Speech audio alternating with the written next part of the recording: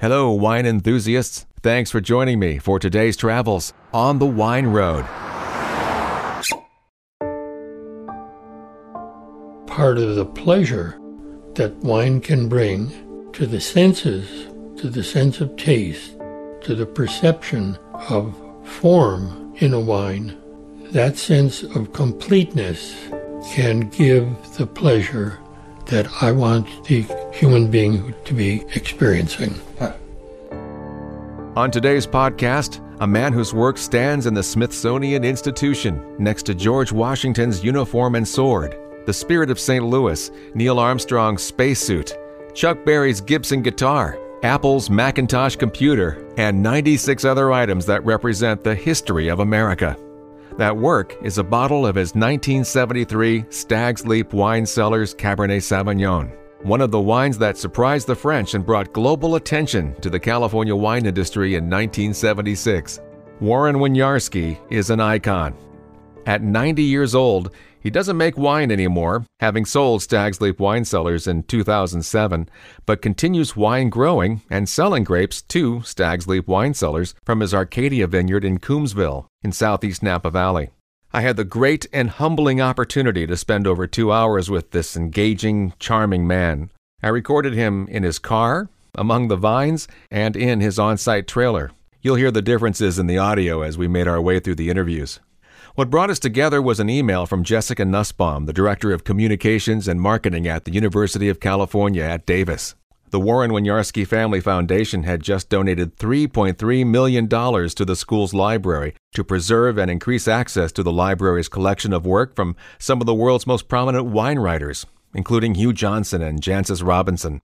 Interestingly, Warren sees wine writers not so much as information for consumers, more importantly as inspiration for winemakers and those in the industry to continue to challenge themselves. We have not explored all the places where great wine, beautiful wines can be made. Mm-hmm. And so there are other places which will come about, and maybe the California experience would be significant for them to learn how to organize themselves. Yeah, you seem to appreciate the fact that wine writers help draw attention to what's going on in the wine industry and even inspire winemakers. Mm-hmm. They do, because they provide some of the vocabulary that a winemaker instinctively might be working without having the vocabulary to generate a self-description of what's going on when they're working with grapes, vines, and wine.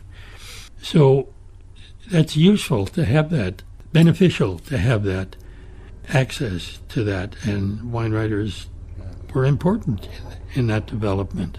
There are some people who don't think wine writers are that important, but even Jancis Robinson, I think, is humble about her contribution to the industry, but certainly she and Hugh Johnson have contributed quite a bit over the years. Yeah. And self-understanding is important, and they contribute to that. It's been very helpful in Colorado, for example, to have the benefit of these tastings where you pass on the judgment of the judges, helps them formulate what they need to do to make the wines better. Gives them some fodder to consider and what they're doing. And certainly the wine writers inspire the consumer, too. Yes. Also to articulate. Wine is talking. Wine is, it's the beverage that people pause and try to explain. Mm-hmm. The nuance, what they're experiencing. And so that's useful to have. Well, as a journalist myself, I think anyone whose work will benefit from your thoughtful gift will certainly be incredibly honored. Well, thank you. I hope they find the right person. They're in the process now of trying to find the right person to do this. And it will go on because this is permanent endowment. That will include preservation of the writer's contributions as well as increasing the collection there at the library, too. Yes, my understanding. Well, certainly time and time again, you've offered your own contribution to the wine industry. You want to talk a little bit about that? Well, you mean the Paris tasting in particular? Well, there are so many other things I've known about and discovered as well. I had the good fortune the good luck to have good teachers and who were willing to share with me their thoughts, their vision, and their ways. Starting from the very first, Lee Stewart. Let me interject here. Lee Stewart founded the original Chateau Souverain back in 1944. His name is not one you hear too often, but he is considered as much of a contributor to the Northern California wine industry as Andrei Chelistchev, Maynard Amerine, and Louis M. Martini. Interestingly, Lee hired Mike Gergich as his first winemaker, and it was Mike's first head winemaking job. Mike later went to Chateau Montelena, whose Chardonnay also outscored the French wines in 1976. Apparently, Lee was an outstanding educator, as Warren confirms. Lee Stewart could not have been better, the detail orientation, and to keep in mind that the small things are important. No detail is unworthy of attention. Mm-hmm. No matter how small, are important to have your attention because it's there frequently, and the timing is a matter, and Lee Stewart was part of that. Robert Mondavi was part of that. Dr. Ivancy, in his own way, was part of that. And so these habits and ways of approaching the material that you're working with and attuning your spirit to what's going on in the vine and what's going on in the wine later is very important, because the wine is a developing thing. From the moment you change that juice, it's developing and has its own way, and you're part of the process of guiding that transformation. Mm-hmm. That's how you see yourself, as being more of just a guide, helping it find its way, in a sense, and find its best way. Well, you're looking to say, what do I have to do or not do to let this become the best it can be? To interject again, later on, Warren wanted to expound on his goal as a winemaker, thinking that what he just said there wasn't expressive enough about his process. So he wanted me to include this description. So that's an overview. What kind of feeling do I want humans to have when they taste this wine, if it has the capacity? So I'm looking for its capacity to achieve that goal. As a generality, I want it to be as complete an experience for the taster, that they have a sense of completeness. And the reason for that is that we ourselves, as human beings, lack completeness. In many facets, or just? Obviously, we live in cities, we live together with other human beings. We're not complete by ourselves. We have friends, we have lovers, we have family. All of these things are different forms of association for the individual human being, which itself is not complete. It lacks completeness. That part of the pleasure that wine can bring to the senses, to the sense of taste, to the perception of form in a wine as structure, that sense of completeness can give the pleasure that I want to the human being who tastes it to be experiencing. That was just the beginning of a long and deep conversation about the perception and feeling he wanted those who consumed his wine to experience, that completeness. He took me on a 20-minute description that only a mathematician, architect, or designer, or one who studied those vocations, may understand, about the geometric golden rectangle. I'll share some more of that later in the podcast. It's fascinating. Now, back to the previous conversation. We were just about to get into a pivotal point in his career.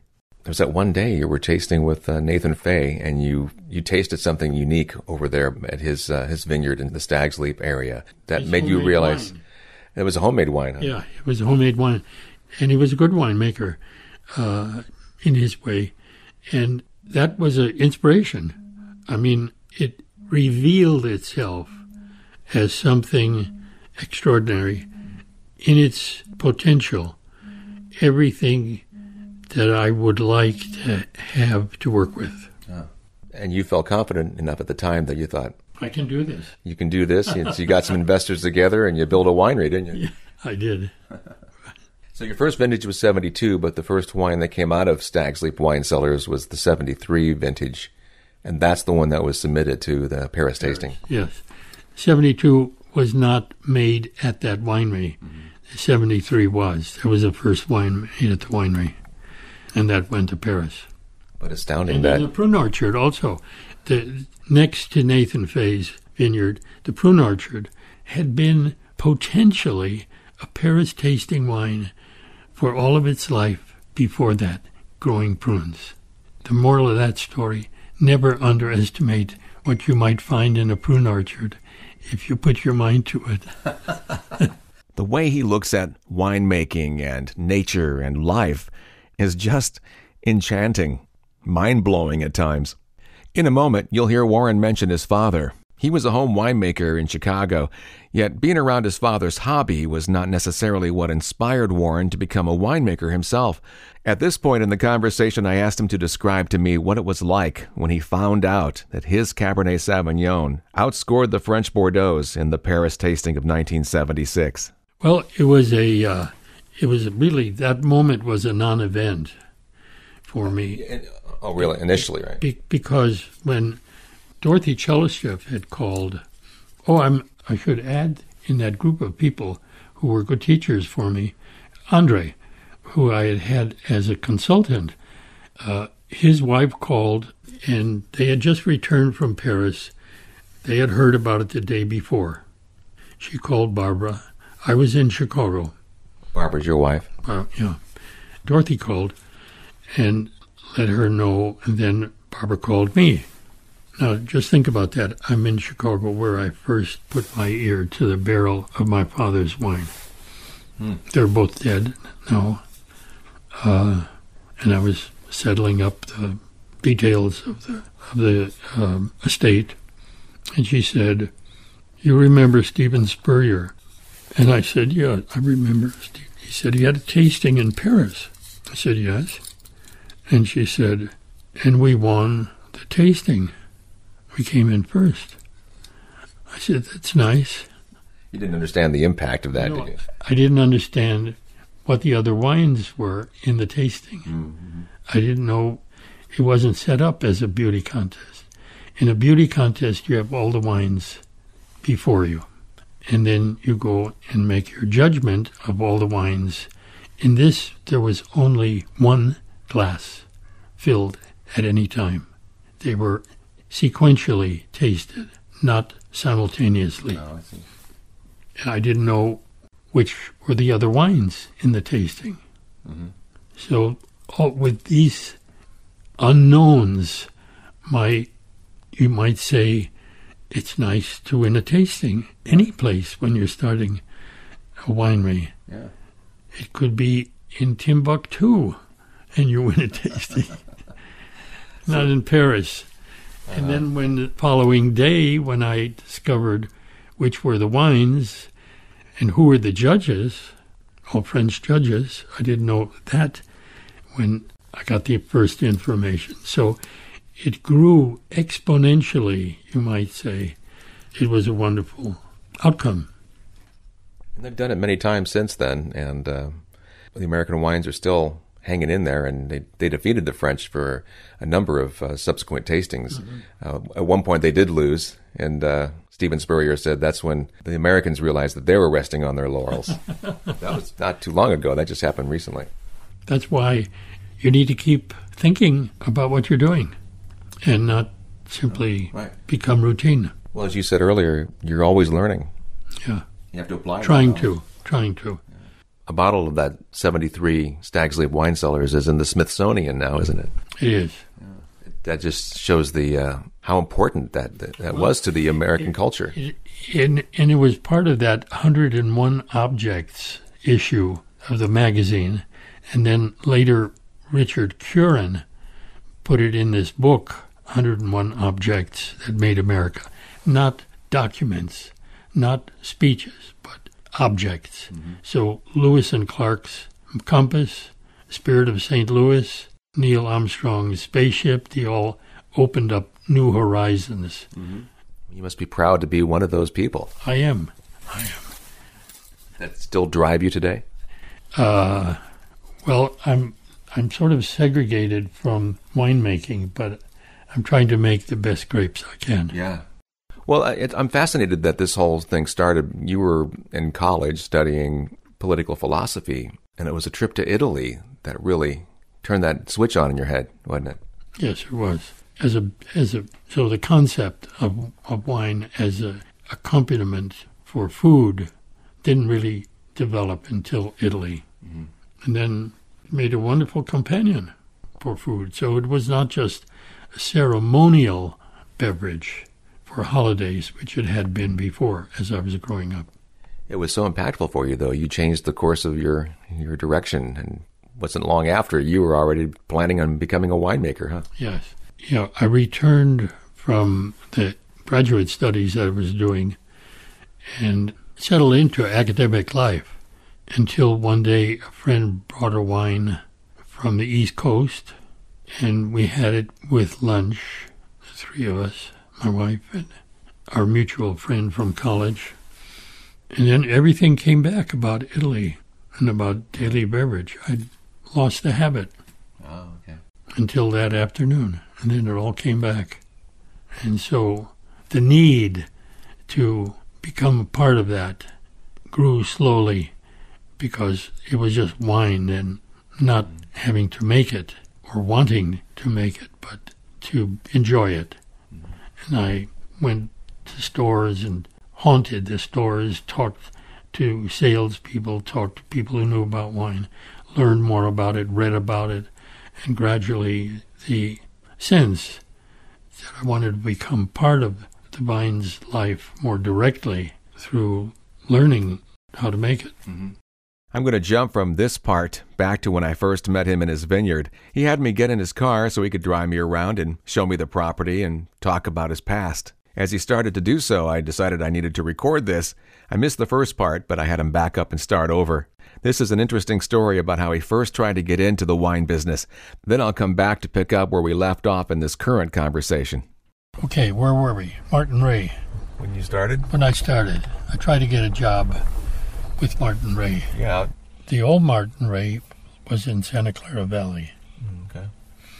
In the mountains. Uh-huh. And his wines were a beacon light for me. Oh. Really beautiful. When you first moved here? Before I moved here, I would try to get a job with Martin Ray. Okay. Do you remember a writer named John Strom?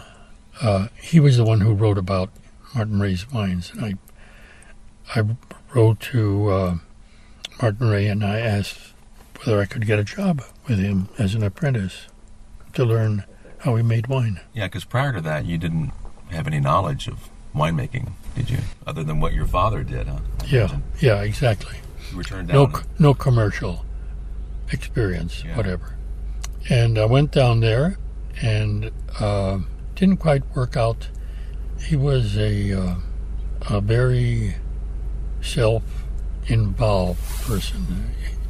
He made these great wines, but there was so much ego, so much self-centered quality in him. And then we'd have to live on the side of the mountain up there. And I had a family by that time. And so that wouldn't have worked out. He saw that before I did. No. He thought I was too independent also. Uh-huh. So two guys of the same kind. Right. Two egos. Yeah. But I still love his wines. Did you find the Martin Ray wine while you were doing that research in the liquor stores? Is that how you discovered that wine? No, I heard about Martin Ray. It was one of the readings that I had done, this John Storm book. And that way of life seemed very attractive. Living on a mountaintop, making these great wines. And so I wrote then to Martin. Wow. It was kind of gutsy at the time. The industry here was still kind of in its infancy at that point. It was, yeah. So this was about, 63, 64, and you moved out here in 64. Yes, I moved 64. We moved to California, to the Napa Valley. I love the idea that he was so taken by Martin Ray's wines, he just wrote him a letter and said, "I'd like to come work with you." From winemaking to wine growing and philanthropic endeavors, he has contributed quite a bit to the industry. And not just in California, but in many states in the U.S. Another major contribution Warren was involved in was the Napa Valley Agricultural Preservation Act in 1968. Yeah, the Ag Preserve. How did you have the foresight to consider limiting the growth and expansion? Well, a number of us thought if I was on this committee, Jack Davies was the chairman, and Chuck Harpy was on that committee, Louis Martini, and we all thought that the way Louis Martini and Harpy were old-timers, but they had the view that unless we found some way to protect agriculture, protect grape growing, we would be overrun by the development from a rapidly, we would become another Santa Clara. I had actually seen that in the Santa Clara Valley when I was trying to get a job with Martin Ray. Okay. I saw how the orchards had gone so quickly. And Silicon Valley had the same thing happen down there. Exactly. 'Cause that could be a very fruitful growing region. That could be. They could be growing beautiful fruit down there. Instead of all this technology that's growing out of there. It went a different direction. Yeah, it went a different direction. So we realized that unless we put some protections in place, the development would come. Mm-hmm. Wow, that sure worked well, because when you drive into the valley and you see that big sea of green, we have you and Louis and the other gentlemen to thank for that. Yeah. Well, there were others. I mean, we got, it was political, getting support within the community as well, getting support of the supervisors, 5 votes. And it's continued, too, because there have been other votes and more expansion into the regions that are covered now. So I think it went from, 23,000 acres to 38,000? It's over 40,000. Oh, is it? Yeah. Well, just ever-changing, ever-growing. Yeah. The total number of acres, I'm not sure all of them are in the Ag Preserve. The Ag Preserve is it's a limited zone in the valley floor. The hillside, this would not be Ag Preserve. This is AW zone here. But the Ag Preserve is that down the central part of the valley, the valley floor. And we have the existence of that beautiful expanse of vineyards, trees, and agricultural land in Napa Valley, thanks to Warren and those he mentioned. This year, 2018, the 50th anniversary of the Agricultural Preservation Act of 1968 was celebrated. As I mentioned earlier, Warren's Arcadia Vineyard is in Coombsville, which is on the southeastern end of Napa Valley, within the path of last year's Atlas Fire. In many cases, as you may have heard, the area's vineyards served as a blockade suppressing the fire's advancement. Warren's vineyards were not really affected, but it did swoop down from the hills and burned his barn and office and a home he had. As we drove through the vineyard, he pointed out another structure he lost. Yeah, the fire came. We bought a house. Here we bought the land with the house. The house burned. Up there, too. Yeah, even though the fire didn't come down here, the embers did, and this is quite a distance, which people listening don't understand. That the other house and barn that you showed me was like half a mile from here. This one was over here up on the hill, and the embers carried all the way over here. Maybe a third of a mile. Wow, yeah, that was the crazy thing about that fire is the embers just carried such distances. And it had a tile roof. It had a Spanish tile roof, so impermeable. But if the house is wooden and it gets next to the house and burns the house, the roof comes down. It just burns the house first, and then the roof comes down afterwards. Wow. I was sent a photo of Warren standing over the burned remains of the buildings he lost that I'll have on my website soon along with this interview. He just had the floor of his barn poured recently, so it's been slow going to rebuild over there. As we drove through the vineyard, he told me about the unique soil and geological history of the property on which his vineyard sits. The diatomaceous earth subsoil gives it a unique quality. It was a freshwater lake. Freshwater lake.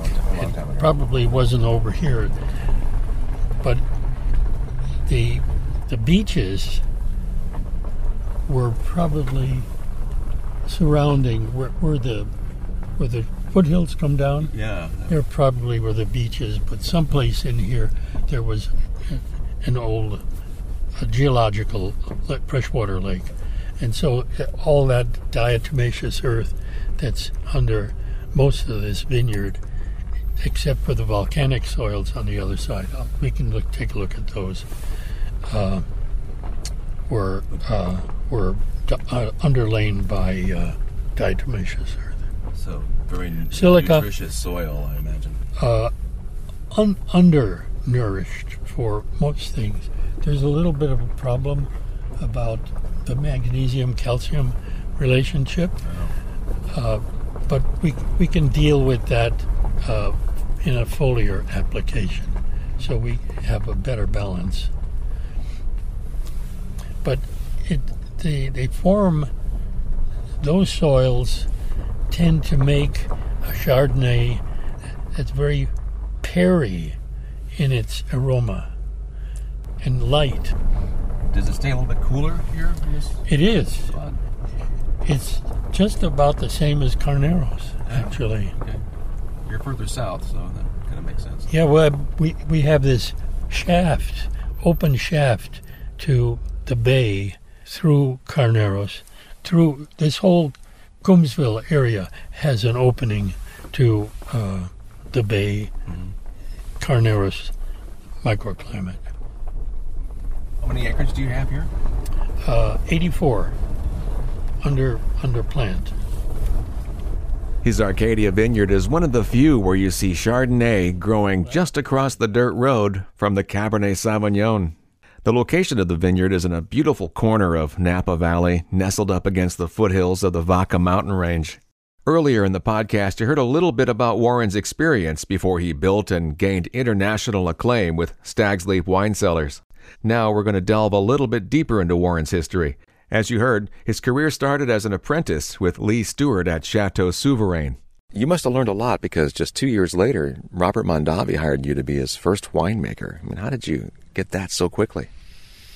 Well, Stewart had a good reputation, orientation with quality, and I think that's what it was. Mondavi and Ivan Schock and Fred Holmes. I interviewed with all of them.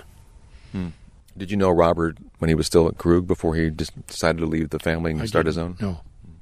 And then you only stayed there for 2 years, if I'm not mistaken. Yeah, because Michael had come back, so the structure was in place, family structure was in place.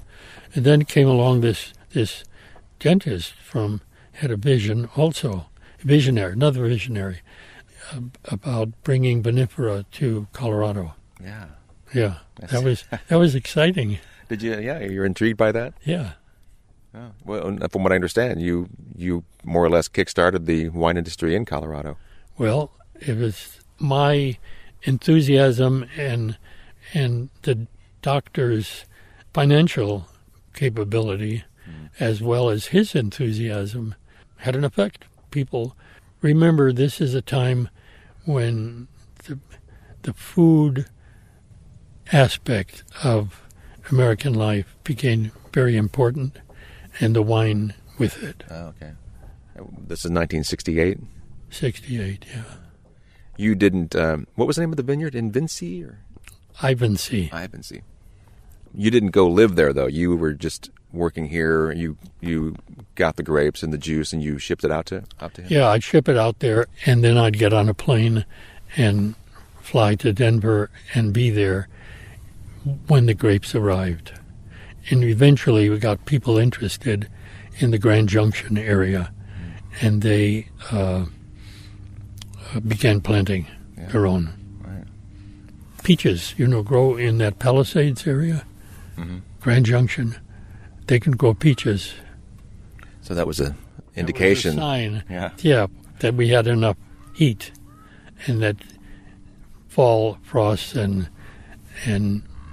spring frosts were not so excessive that we couldn't grow grapes. After founding Stag's Leap Wine Cellars in 1972, Warren's primary vineyard was the SLV, which of course stands for Stag's Leap Vineyards.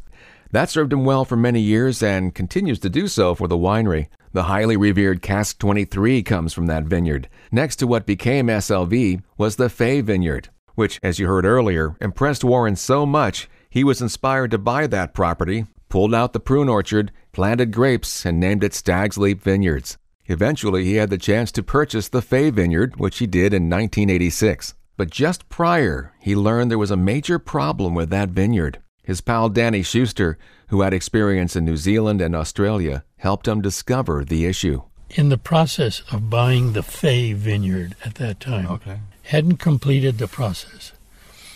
And I knew that Nathan had made beautiful wines early, and then the wines turned out to be less beautiful. Oh, really? For some reason. And I couldn't tell why. Maybe because lots of development had taken place, the microclimate changed, so I was wondering, I made a mistake in getting into this, buying the Fay Vineyard, and I didn't know what happened to the wine. And it was 15 minutes in the car with Danny that I knew exactly what it was. Really? What was it?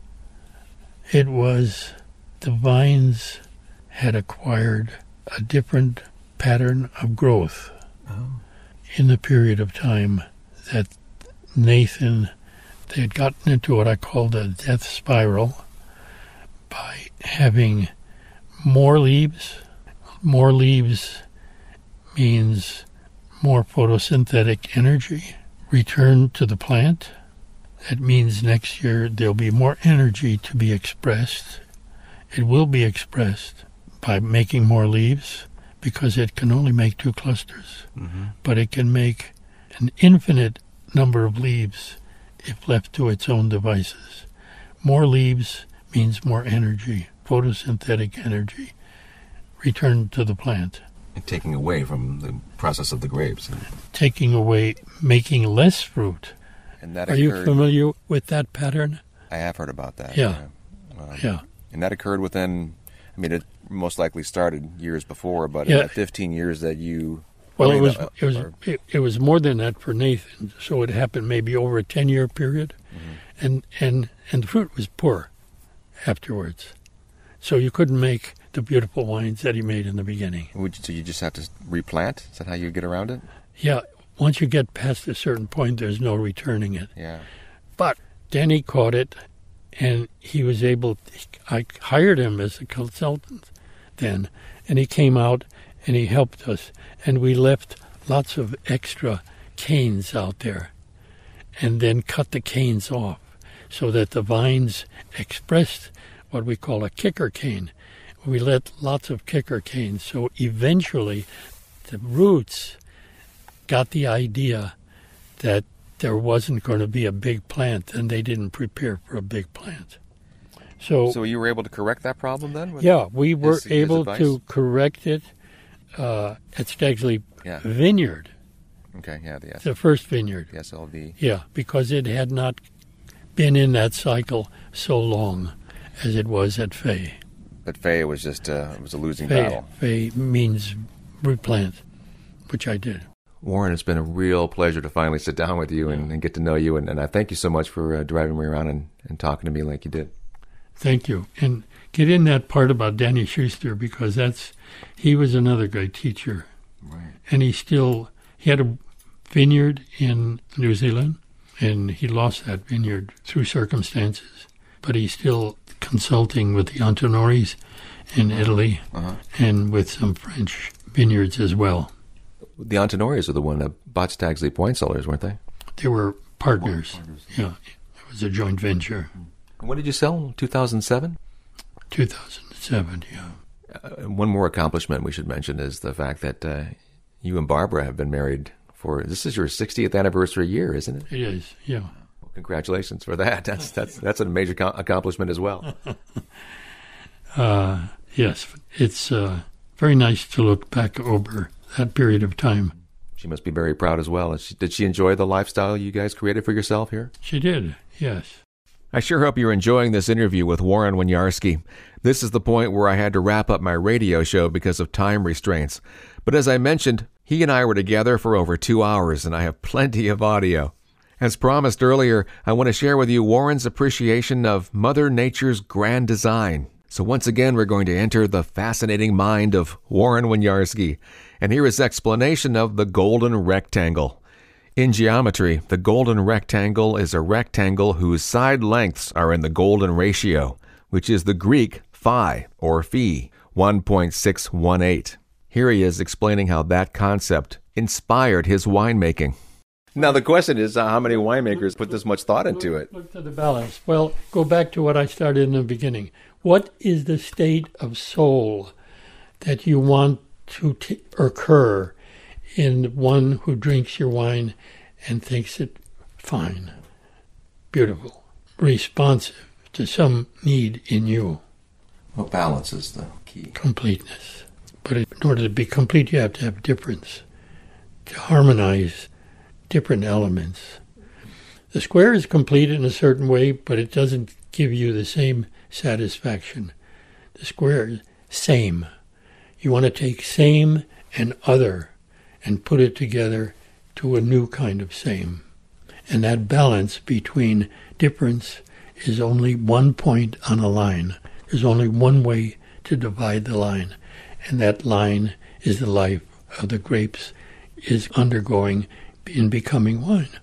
So where is that point that you want to start things or stop things in order to get that balance between those different elements, the soft, the hard? That's why when it comes down to harvest, a day or two in the wrong direction, day early, day late, can make a big difference. Huh? Well, they say it's a little plateau. I'm not sure of the plateau, because if it is a plateau, it gets there, and then how long does it stay there?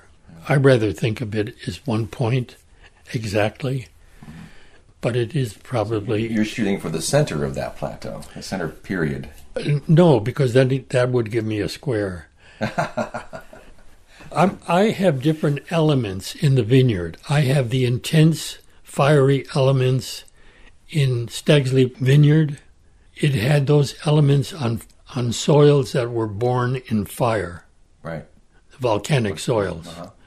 They have those soils down below that were conveyed with water. Those tend to be the soft elements. In the middle is a kind of mixture.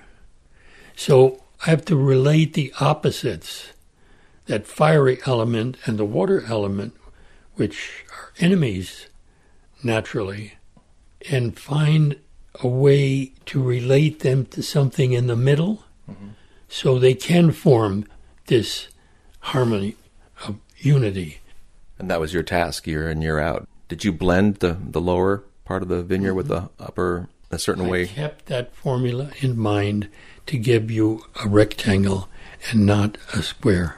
Did the middle part, was it a challenge to work with that middle part in as well, or did that help it actually? And since that's a mixture, that's the one you have to kind of think about how is the upper part related to that. I welcome the opportunity to work with differences because I wanted to unite opposites. No wonder his SLV, Cask 23, and Fay Vineyard wines are still some of the most revered wines ever made in Napa Valley. Knowing that my time was coming to an end with Warren, I decided to share this with him. Tell me what you think about my thought about wine. I think of the grape as the body, like a human body. Then when it goes through crush, maceration, the juice is the soul of the grape. And then the soul is what is in the bottle. And then the soul continues to evolve for quite a while if it's made a certain way. And then finally that soul just eventually fades. But I think of a great wine as a great soul of a body. I do. I believe it. I describe it a little bit differently, but everything you said, I agree with. Good. I'll take that. Thank you for sticking around through this longer podcast. You can find my past interviews at onthewineroad.com. I'm on Instagram and Twitter at JDWineRoad and on Facebook at On the Wine Road. I'm Jeff Davis. I'll catch you next time.